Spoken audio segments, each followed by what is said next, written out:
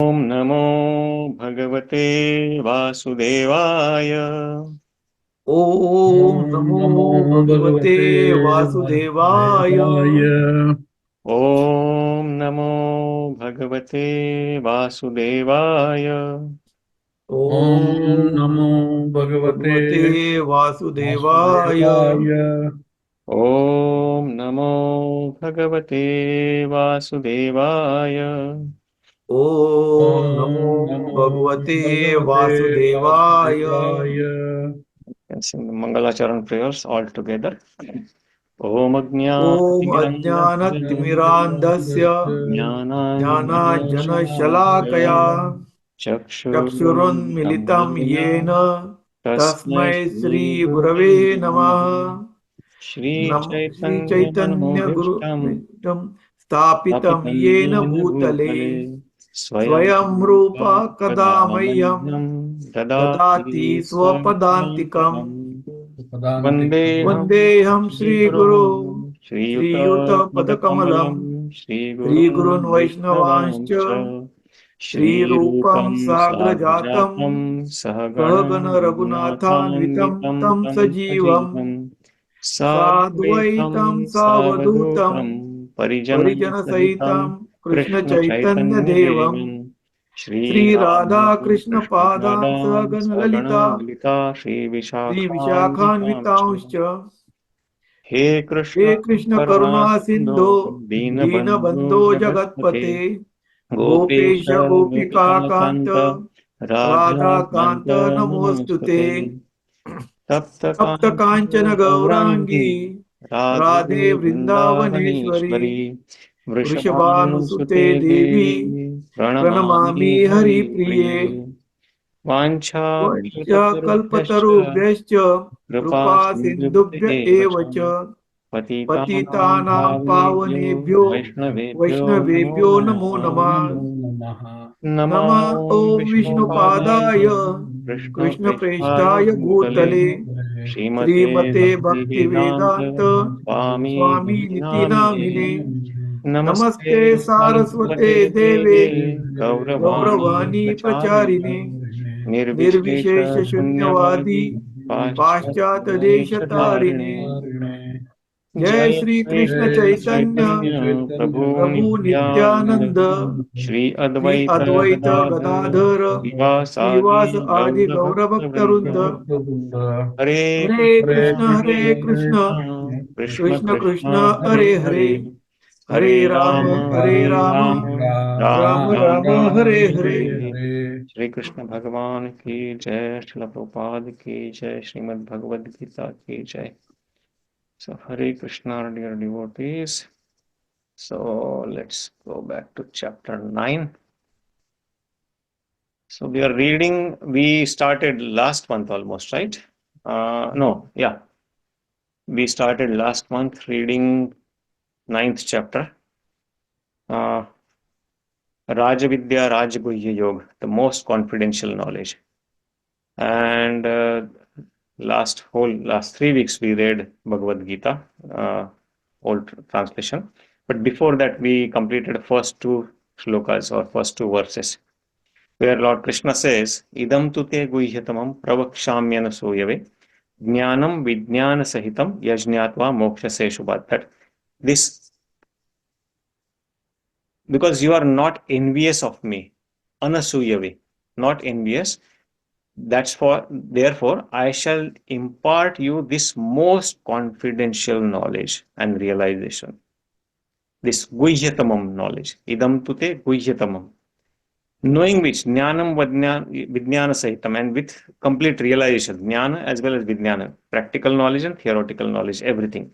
And yaj gnatva, by knowing which moksha se ashubhat, you will be freed from all the miseries of material existence. Ashubha. मोक्ष से तुझा सगळ्या अशुभपासून मोक्ष होईल किंवा मुक्तता मिळेल. And then he claims that the knowledge what he is giving him is Rajavidya, king of all knowledge. And at the same time, it is Rajguhyam, most confidential knowledge, the most secretive knowledge, the secret of all the secrets. And Pavitram, it is most pure knowledge. And Uttamam, because it is transcendental, uttama. It is beyond this material creation or material world.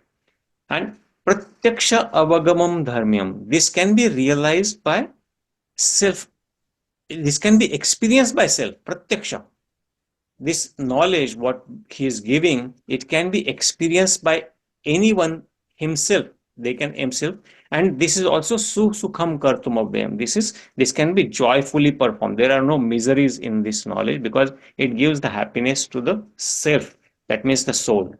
The all happiness we are seeking after is from material contact with the material senses. But then by this knowledge or by God realization, the happiness we get is eternal happiness, the internal, that is at the level of the self or the soul.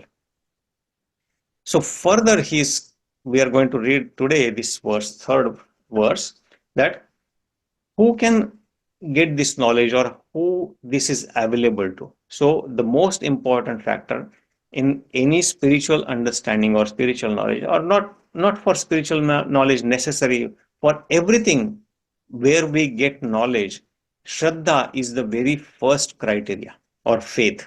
Anything, any knowledge. When we go to school, even we have to have faith in what teacher is teaching us. Or even when we book ticket to flight, we have a faith that, oh, that flight is going to take me, let me board, and then it will going to fly me safely to my destination. So everything what we do has initial a faith in it involved. So naturally, this particular knowledge requires a lot of faith and determination. And that's what we are going to read. The uh, what is the quality or the role of faith in this knowledge. So let's recite this verse. Somebody else joined as well. Hare Krishna Bapu Prabhu. So let's recite this verse. Ashraddhana Purusha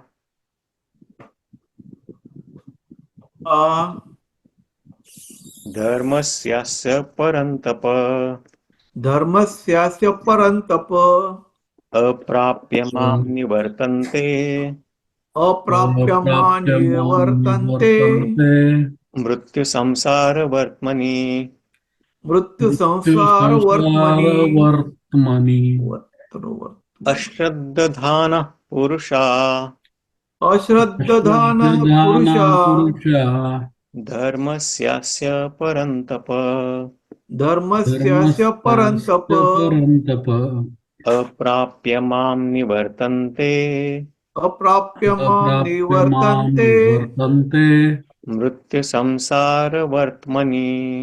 मृत्युसंसारवर्त्मनि. मृत्युसंसारवर्त्मनि. Okay, we can take a couple of recitations about Chandrakant Prabhu. Yeah.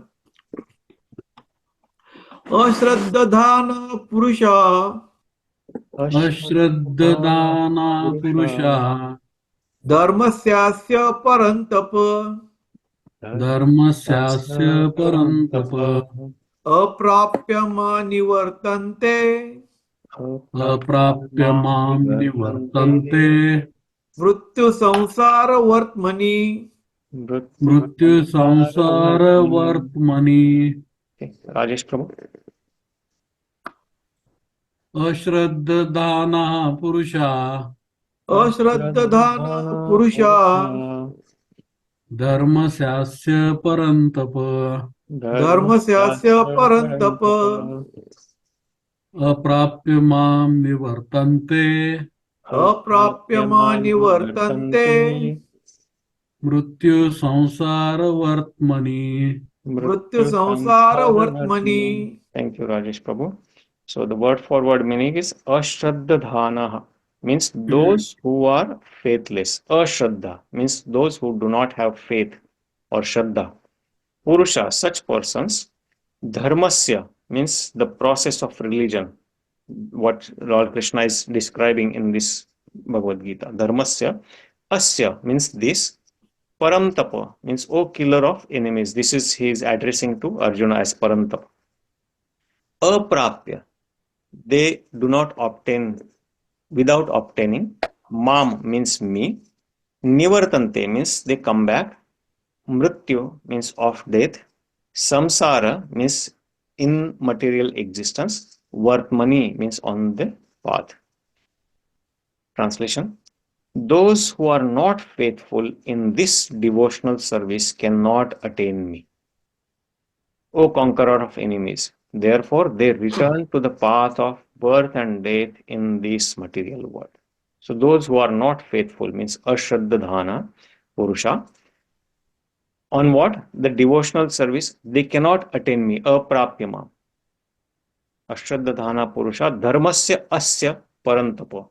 O conqueror of enemies, those who are not faithful on this path, on this dharmasya asya, this path, what happens to them?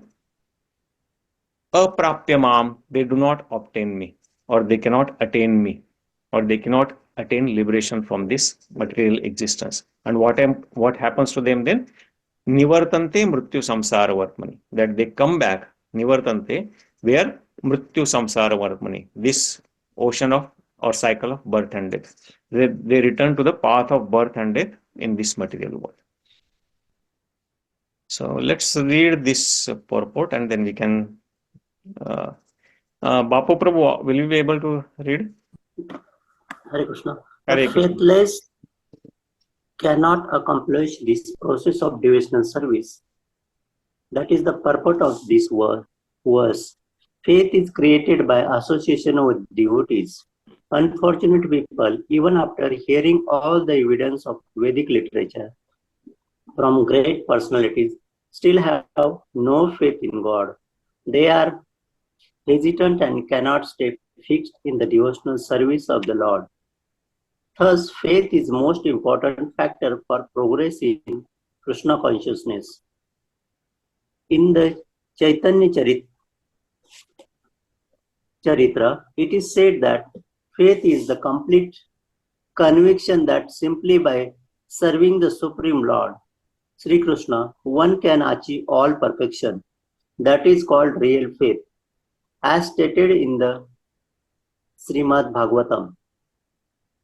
प्रभु जी आपण घेता है यथा तरोमूल निषेचनेन तृप्यन्ति तस्कंद भुजोपशाखा प्राणोपहाराच्च यथेन्द्रियाणा तथैव सर्वाहन मच्युते. By giving water to the root of a tree, one satisfies its branches, twigs and leaves, and by supplying food to the stomach, one satisfies all the senses of the body. Similarly, by engaging in the transcendental service of the Supreme Lord, one automatically satisfies all the demigods and all other living entities. Therefore, after reading, one should promptly come to the conclusion of BhagavadGita. One should give up all other engagements and adopt the service of the Supreme Lord Krishna, the personality of Godhead. If one is convinced of this philosophy of life, that is faith. Thank you, Bapu Prabhu. Now the development of that faith is the process of Krishna consciousness. Okay. There are three divisions of Krishna consciousness. Conscious men. In the third class are those who have no faith, even if they are officially engaged in the devotional service.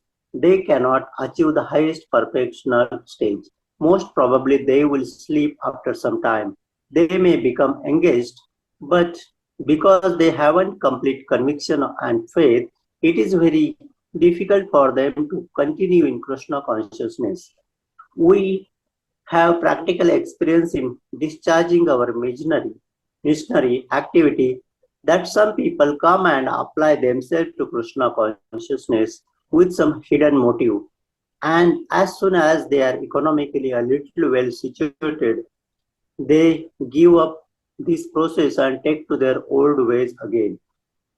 It is only by faith that one can advance in Krishna consciousness.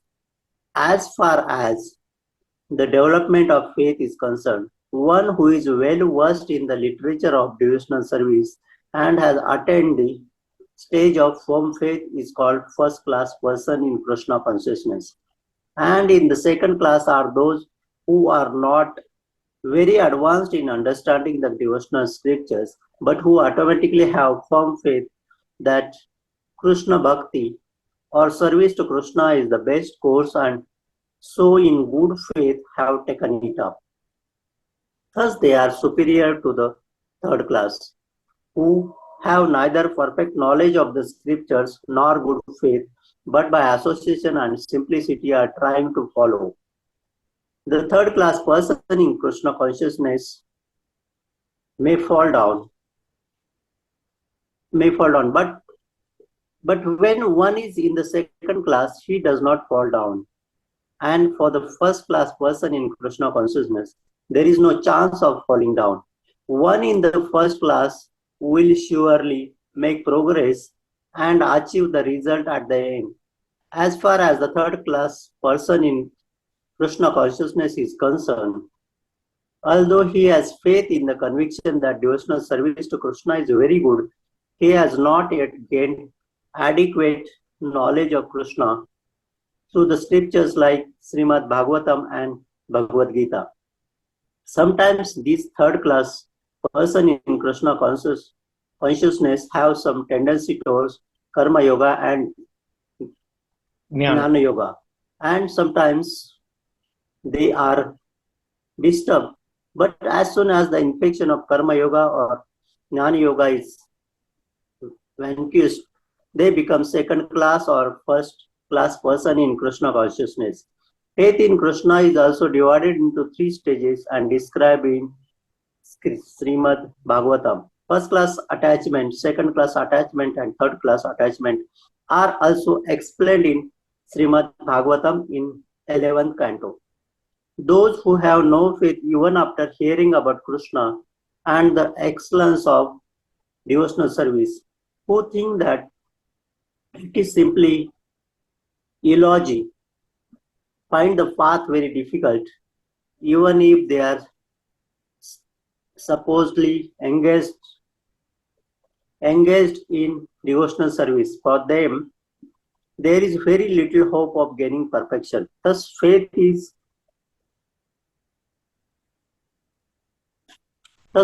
very important in the discharge of devotional service.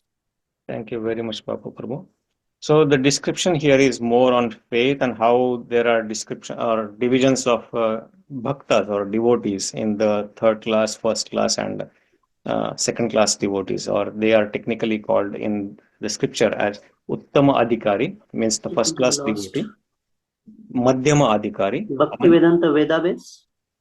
Okay, so let's continue discussing the verse. So, yeah, what I was saying is there are 3 different type or categories of bhakta or devotees elaborated.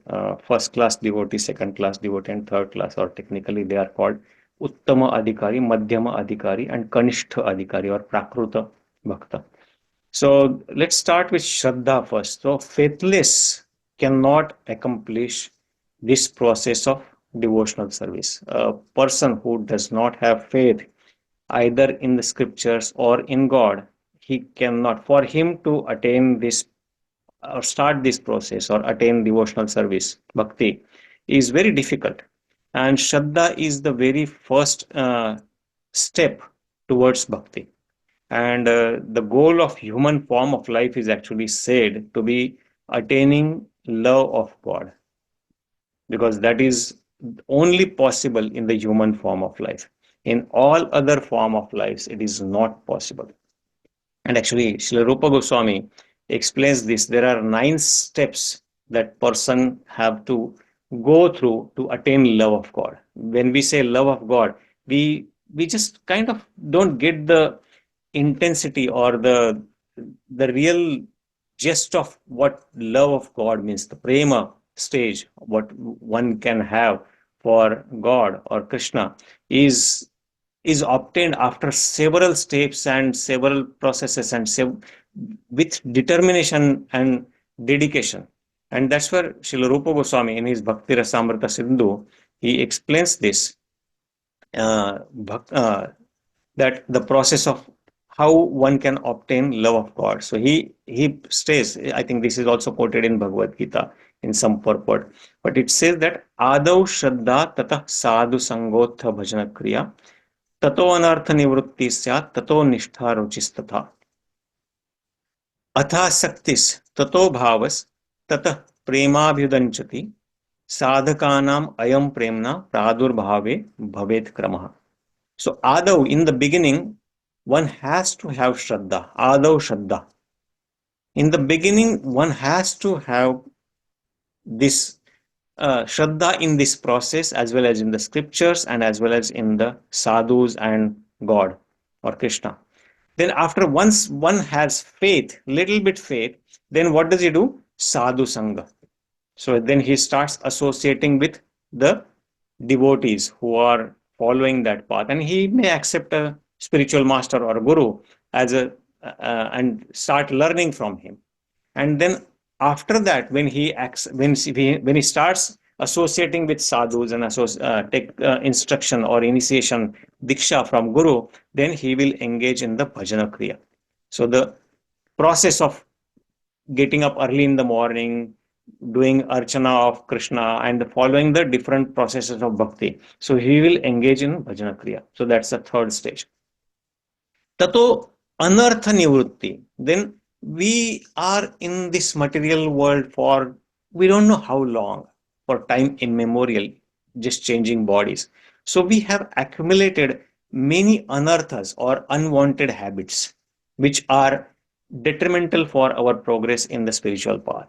So then slowly his anarthas will start going away. He will start developing good habits, and all the bad habits will start falling off, or he will overcome those bad habits. So that is anartha nivrutti. Tata anartha nivrutti sat. Tato nishtha. And then simultaneously he will start developing firm faith in his, and he will have conviction that yes, this is the right path for me and this is what I should do. So that is, he will develop nishtha on his path and on the scriptures, as well as all the instructions from the guru, and then nishtha on in Bhagwan. Then after nishtha, he will develop some taste, ruchi. So what is the difference between nishtha and ruchi? Nishtha is something that he has to determine. He still has to, even though he knows that is good for me, he has to force himself to do certain things. Just like when I know that certain things are good for me, but I don't have developed taste for it, it is still difficult for me to do, but I have to force myself to do, knowing that it is good for me. But ruchi is, once I develop that taste in that, then it becomes natural. Then I don't have to force a lot to do that. It becomes enjoyable for me, that process. So that is ruchi. And then ata asaktis, after ruchi it becomes asakti, that yes, he gets so much taste out of that service or the process to Bhagwan and reading scriptures and everything, that he becomes asakti to it. He develops an attachment for it, and that becomes his second nature. That's what we say, right? And then tato bhavas. So bhava stage is considered one of the highest stage, where you have, we call, generally we just easily say that bhakti bhava. So that bhava, he starts experiencing love for God, but it is still not love. And then after that, tata prema bhyudanchati, and then he starts experiencing the prema or love for God. So these are the 9 different stages one has to go through to attain that highest stage, what we call as prema or love for God. And this sadhaka, when a sadhak is doing this sadhana on this path, sadhakanam ayam premna, who are seeking for love of God, pradurbhave bhavet krama. These things happen anukrame, means in sequential order. First he has shraddha, then they can intermingle. Yes, even though I have little shraddha, I will start doing sadhu sangha, or I will start doing bhajana kriya. I will have little bit nishtha, but I am still at the stage of faith.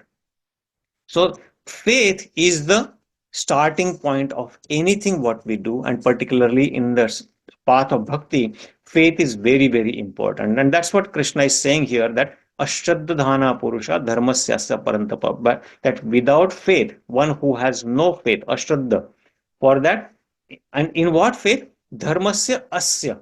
This dharma or this process of religious or love of God, what he is describing, what happens to them? Aprapyamam, they do not attain me. Nivartante mrityu samsara vartmani. So Shraddha is very, very important. And one of the definitions of Shraddha is very beautifully given by Krishnadas Kaviraj Goswami in the Chaitanya Charitamrita, where he says what is Shraddha? So Shraddha Shabde Vishwas Kahe Sudruda Nishchaya. So Shraddha Shabda is what? Vishwas is with determined faith in something, and Kahe Sudruda Nishchaya, by which one has determined a staunch faith in something, that what? Krishna Bhakti Kaila Sarva Karma Krita hoy. That when one starts this process of bhakti, of Krishna Bhakti, then everything else is automatically taken care of. Sarva Karma Krita hoy. Then everything remains secondary. Then he doesn't have to do hard work for anything. Because when he is on the path of bhakti, all the other activities will automatically follow. And for him, everything, as Krishna says, yoga kshemam vahamyaham, then he has full faith in Krishna that, oh, he will take care of me, and whatever comes on his accord, he will accept it. He will do all the material work, what we call as swadharma from material point of view. He will be happy in that, but his prime goal will be Krishna bhakti. So that is what Shraddha is. That's what Chaitanya Charitamrita, Krishna, the definition of given here by Krishnadas Kaviraj Goswami. Shraddha Shabde Vishwas Kahe Sudruda Nishchaya Krishna Bhakti Kaila Sarva Karma Krita hoy. Sarva Karma. So Shraddha is what? Confident, firm faith that by rendering transcendental loving service to Krishna, one automatically performs all subsidiary activities. Such faith is favorable for discharging devotional service, and this type of faith is very, very important on the path of bhakti and on understanding the scriptures as well. And the purpose of the scriptures is also to develop that faith eventually in the Krishna consciousness process or on the path of bhakti. But a faithless person cannot attain this process. So that is the purport of this verse. So faith is created by, how can one develop faith? By association of devotees, sadhu sangha. So when we associate with like-minded people or with the devotees, then automatically our faith becomes, by hearing from them, by associating with them, by seeing what they are doing, by following them, we develop faith in the scriptures and Bhagavan. And it is said, actually, even in English saying, it is said that we are average of 5 people whom we associate most. So our nature is developed. We definitely will generally associate with people whom we have some like-mindedness. So when we start associating with people, then we start developing or learning from them, and we start developing those qualities as well. So in the same way, by devotee association, by sadhu sangha, we start developing qualities like them. And that's why faith is created by association of sadhus. So association, that's why satsanga is very, very important. But for unfortunate, Prabhupada writes that who, after hearing the evidence in Vedic scripture also, and hearing from the great personalities also, do not have faith in God, Prabhupada calls them as unfortunate people. Even by seeing around things, us, what are happening, and they are taken care, how they are magically happening, and they are created by God's material energy, they don't have faith, then Prabhupada calls them as unfortunate people. They are hesitant, and they cannot stay fixed in the devotional service. Even though they start, they cannot stay fixed on this path. And Prabhupada quotes this verse that just all the perfection is attained just by serving Krishna. And he quotes this verse from, very beautiful verse from Srimad Bhagavatam, where it says that Yatha taror mula nishechanena tripyanti tat skanda bhujopashakha. Just like taru means tree. So when we water the root of the tree. Mula nishechanena. Just like when we water only the root of the tree, tripyanti tat skanda bhuja upashakha. All its branches, twigs, leaves, fruits, flowers, everything automatically gets satisfaction or they get nourishment. We don't have to water them separately. Just by watering the root of the tree, whole tree gets satisfaction and whole tree gets nourished. Or pranopaharascha yathendriyanam. Just like when we feed food to the stomach, prana, upahara, all our senses, all our limbs of the body get energy. We don't have to feed them separately. I don't have to feed my eyes, my ears, my nose, my hands, my legs. Just by feeding my stomach, that is the process to get energy for all the limbs and all the senses of the body. Tathaiva sarvarhanamachyuteja. In the same manner, when I worship Achyuta or Lord Shri Krishna, all other living entities, all devatas, and everybody gets worshipped. I don't have to worship them separately. So that is the process of bhakti. That is the process actually on the path of spiritual progress. So just by giving water to the root of the tree, one satisfies its branches, twigs, leaves, etc. And by supplying food to the stomach, one satisfies all the senses and limbs of the body. Similarly, by engaging in transcendental service to the Supreme Lord Krishna, one automatically satisfies all demigods and all other living beings. We don't have to worship them separately. So that's very profound actually. And therefore, after reading Bhagavad Gita and Srimad Bhagavatam, or one should understand the conclusion of Bhagavad Gita. What does conclusion of Bhagavad Gita say? That Krishna says in the end, Manmana bhava bhakto madhyaji mam namaskuru. That always think of me. Manmana bhava bhakto. Become my bhakta. Mam namaskuru. Offer namaskar to me. Madhyaji. Worship me. Mame vaishasi yukto evam atmanam mat parana. That you will come to me by this process definitely.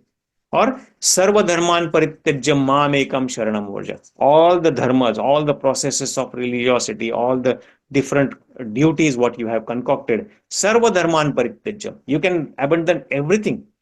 Mam ekam sharanam vraja. Only come surrender unto me. Aham tvam sarva papebhyo mokshayishyami ma shucha. Just I will give you freedom from all the sinful reactions what you have accumulated. Sarva papa. No, what do you call, no conditions or no, what do you call that small fine print, anything. Ma shucha, do not fear. So this is the conclusion of Bhagavad Gita. So one who understands the conclusion of Bhagavad Gita, he can easily start this process and he can give up all the other processes as he progresses on the path of Bhakti, not abruptly. Then because for other everything is secondary for him then, because that is the real process that Bhagavad Gita concludes. So on the development of process of this path, there are three divisions of bhakta, or three classes of devotees that we understood: first class, second class, and the third class. So third class, there are different ways how we can treat also them. So let's this is also from the Srimad Bhagavatam, when there is a Navayogendras. They are brothers of Bharat Maharaj, who is son of Rishabdev. So one of them, King Havi, when he's narrating, they all give Navayogendra. They were giving this knowledge to King Nimi, and all of them they were giving instructions to King Nimi, and then Havi he gives description of this different types of bhakta. So where he gives this in this three verse, we will read first only to understand what are the three different categories of bhakta. So first class devotees who सर्व भूतेषु यः पश्चेत् भगवत भावमात्मनः भूतानि भगवत्यात्मे एषा भागवत उत्तम. So uttama bhakta is who? Sarva bhuteshu yah pashchet. One who sees, or let's read the translation. The most advanced devotee or first class devotee sees within everything the soul of all souls. He sees Paramatma in everything.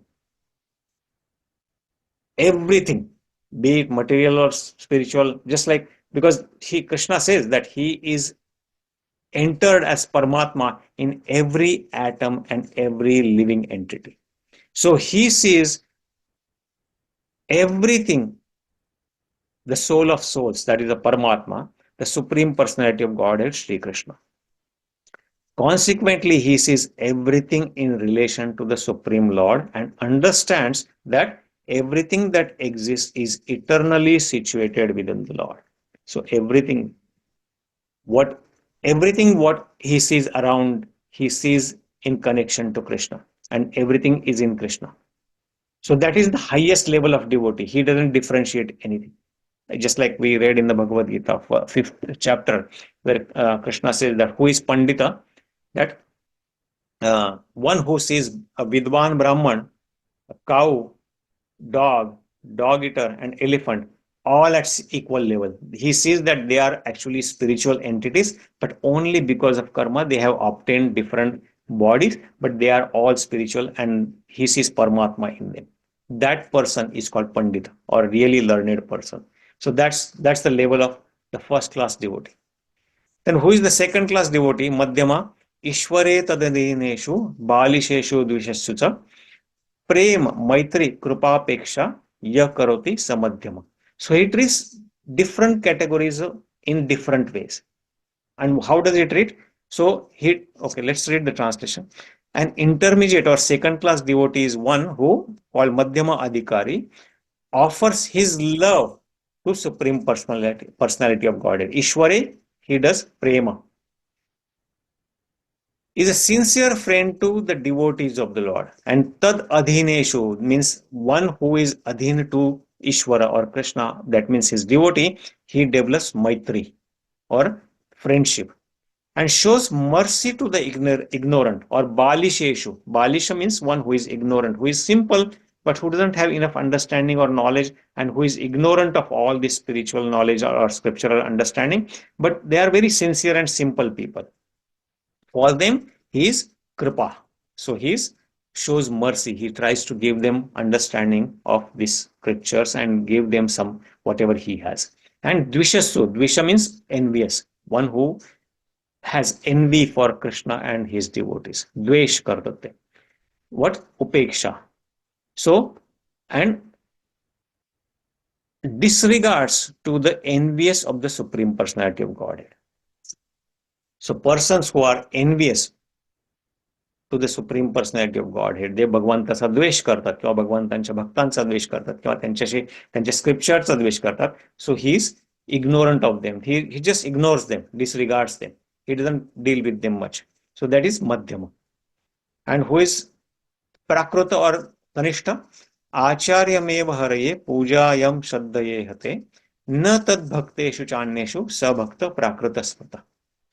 But a devotee who faithfully engages in worship of the deity in the temple but does not behave properly with the other devotees or people in general is called Prakrita Bhakta or Kanishta Adhikari, or is called third class devotee, a materialistic devotee, and is considered to be of the lowest position. So one who engages in bhakti of Krishna, he understands that, oh, Bhagavan is there, I have to worship him. But for other people, he still doesn't deal with well, or he has envy for them. He doesn't behave properly about other people or his devotees. He just has some reverence for Bhagavan, but not for his bhakta or other people. Then that person is called a materialistic devotee or Prakrita Bhakta or third class devotee. So these are the different, and then he goes on further giving more descriptions of the first class devotee, goes further a little bit. So these are the three different classes of devotees that are given, and Prabhupada elaborates a little bit in the second paragraph here. Who is a first class devotee, second class and third class. So a first class devotee never falls from his path. He is very firm on his path because he has understanding of both the scriptural evidences, they are revealed to him, and he has a very good understanding of scriptures, as well as he has firm faith in Bhagavan. and he sees everything in relation to Bhagwan. But the second class devotee is also firm on his path, but he deals with different people in different way. And a third class devotee, he may have some material motive for doing bhakti, and when that motive is satisfied, then he may give up that path, because, oh, my work is done now, bye bye, Tata, Krishna, I am done with you, I'll come back when I have next problem. So that kind of devotee, so they may fall from their path and they may go back to their old bad habits. So that is a third class devotee. So these are the three different classes. And Prabhupada, one more thing here, that Karma Yoga and Jnana Yoga are considered as low grade on the path of spiritual realization. And they are considered as third class devotees. They are, because they are still engaged on the mental speculation level or the karma level, where they still want to engage in material activities for doing something for themselves. So these processes are called as a lower level, and they are still progressing in their path of Krishna consciousness. So those who have no faith, even after hearing about Krishna and the excellence of devotional service, who think that it is simply eulogy.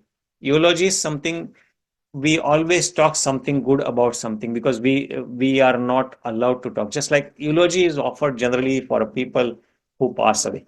So when somebody passes away, and then people gather together and then glorify that person, that is just by obligation they are glorifying him. He may not have any good qualities, but they will still, because he passed away, they have to say some few good words. So that is, they are eulogizing him, if that is even a word. But so people think that, oh, because they are scriptures, we cannot talk bad about them, so they are simply an eulogy, we just have to say good about them, but they don't have faith in it. So that kind of persons have no faith in the scriptures or Bhagavan. They find this path very difficult. For them, progressing in on the path of bhakti or adhyatmic path is very, very difficult, because, and even if they are supposedly engaged in bhakti of Krishna, because they don't have faith in the scriptures or in God. And for them, there is very little hope of gaining perfection. But for the higher devotees, they are definitely going to get perfection after maybe certain lives, or even in this life.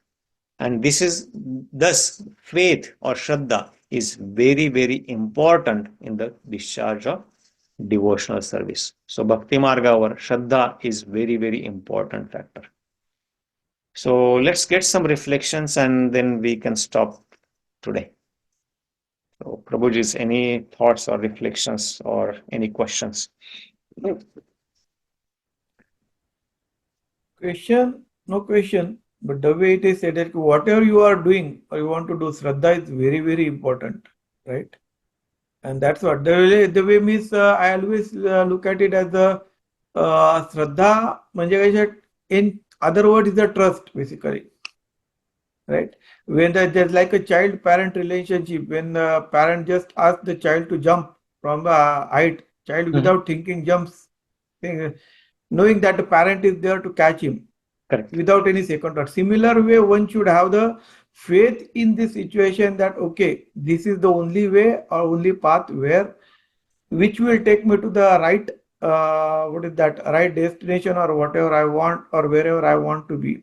So therefore, this kind of trust or Shraddha has to be there, and it's rightly explained by that.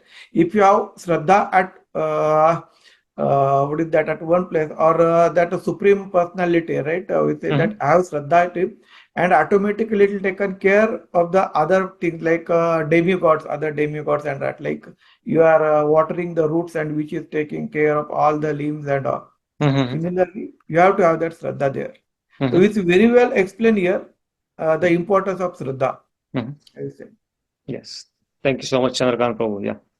Yeah. Shraddha is the key, and it is a starting point for everything actually. And mainly, similarly, when you go to school, we don't challenge why 2 plus 2 is 4, right?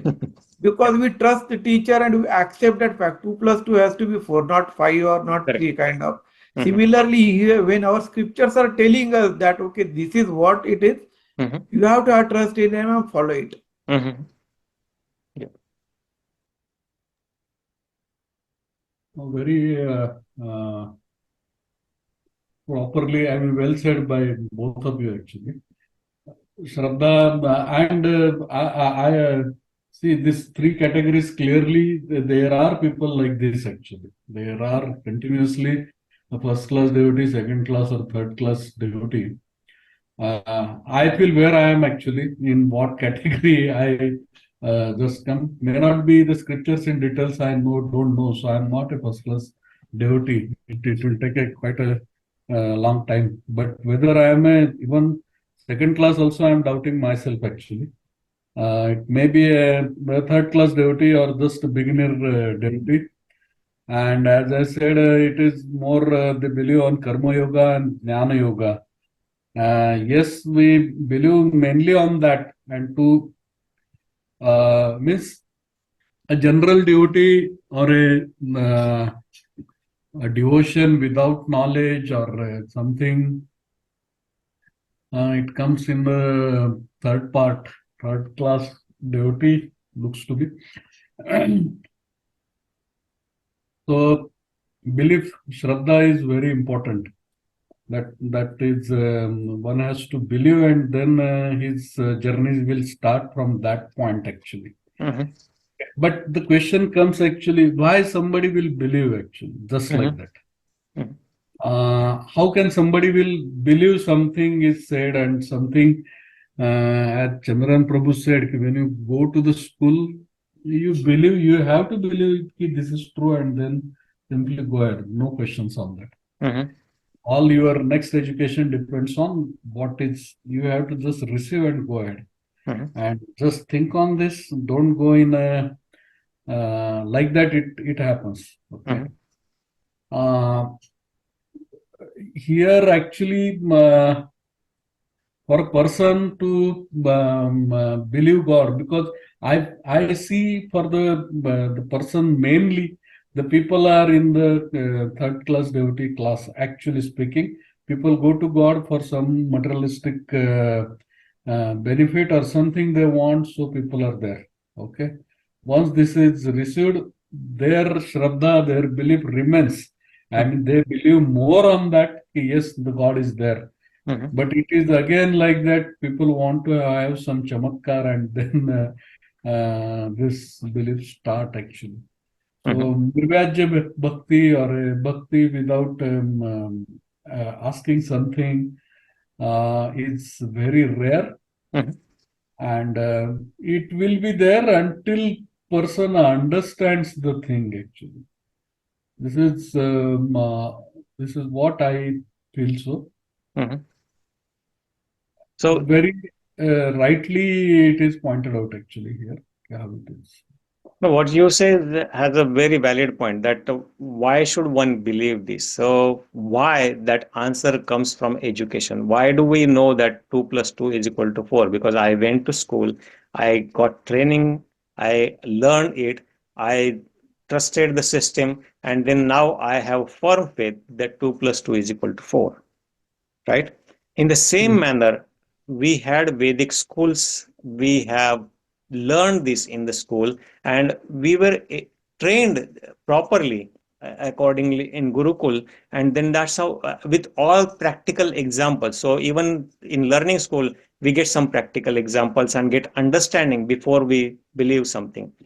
In some cases, we are forced to believe. In most of the cases in the modern science or modern schooling, there are some truths that we have to accept. We, even though we ask a question why, at a certain point, we have to take a certain level as truth. In generally in English, it's called axiomatic truth.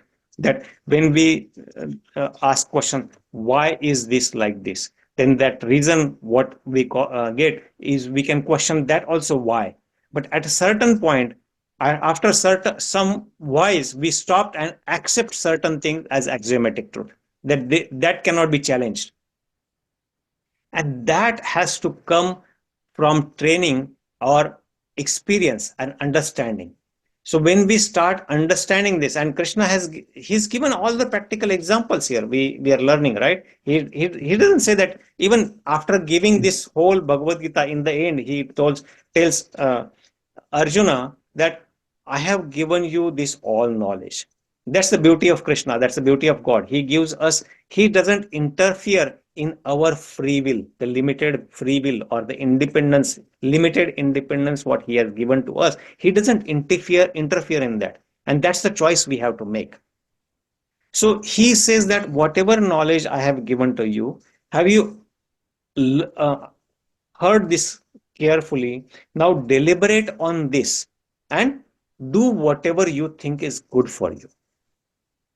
So he doesn't force anywhere that you must do this. I have given you all the pros and cons, and I have given you all the depth of knowledge. Now you think about this, deliberate on this, and yatha ichchasi tatha kuru. Whatever you desire, yatha ichchasi tatha kuru. Whatever you desire, you do. That's the beauty of it.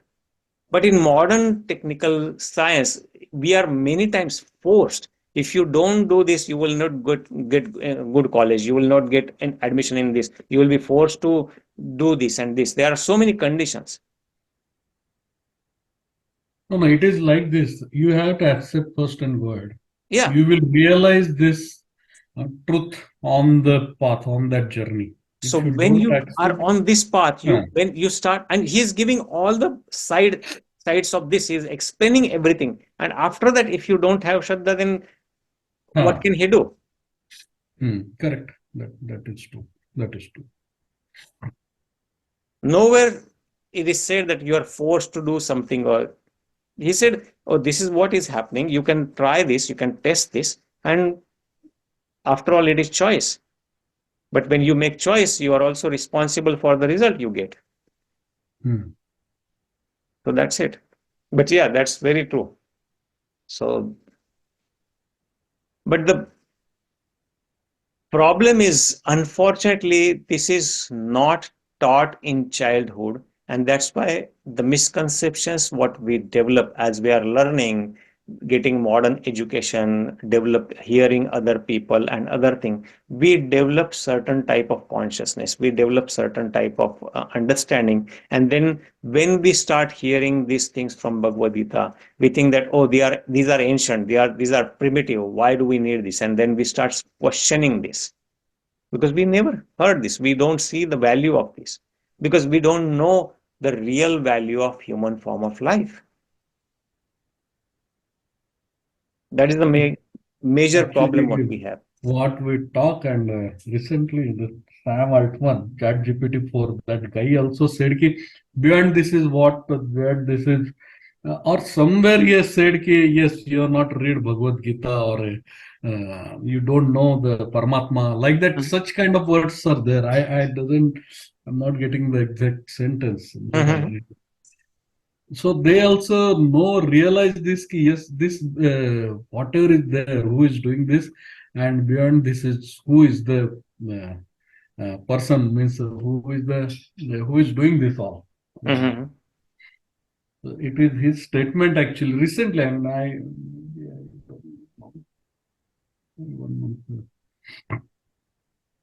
people are realizing this actually. Yeah.